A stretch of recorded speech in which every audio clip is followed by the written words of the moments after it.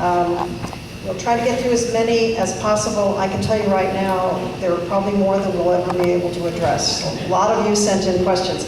I'm going to try to pick topics that we haven't addressed at all, so if you handed in something about parks, that may get moved to the back so that we can deal with other kinds of issues just to make this diverse.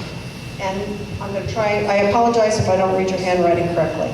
This one is very specific, and it has to do, I should also say, Mike, you'll be the first one to speak, okay? Has to do with the Harupa Valley transmission line. What do you feel about the dangers of high voltage power lines projected to be installed, particularly along the Santa Ana River? And what is your position on underground versus above ground installation? What is your overall position on the project? Let me start with the overall position on the project. Riverside desperately needs a second interconnection to the statewide grid. We are the only city in California, anywhere near our size, there are some tiny ones, but they're not incorporated, that does not have multiple connections to the grid. Our one existing connection is not sufficient to serve our peak load, and so we absolutely have to have a project. It is currently before the Public Utilities Commission. That commission will make the decision on how much of the line is undergrounded, if any or all, and Riverside will abide by that. There are advantages and disadvantages to both overhead and underground construction. If you're concerned about electromagnetic fields, dirt is not an insulator, so the electromagnetic fields are actually higher, close to the right-of-way with an underground line than an overhead line. The fire danger is real, but is much less a risk for lines of that size.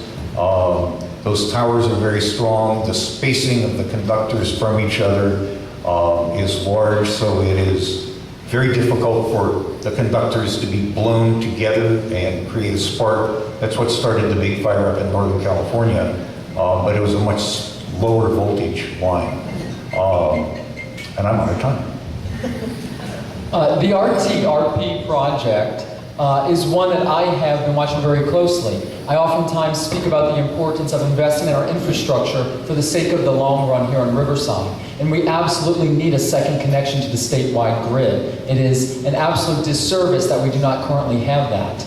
Much of what will happen in terms of the above ground or underground will be dictated to the various communities and cities. And we have to ensure that all community members are being heard. Our various boards and commissions that have expertise in this regard are being heard and listened to, and those are the advice that we must be taking. So it is important to look at ensuring that we always put public safety first when it comes to the chance of fire or the danger that may exist, but we also need to be ensuring that we're listening to the community members and those that specialize in this. We absolutely need a second connection to the grid. It is a health issue, a safety issue, people who rely for medical needs on electricity, for example. This is also a very complex issue and a generational project. It's also important to note that we are already paying for the RTRP. When I look at my bill, I'm paying $10 a month, and some people pay more.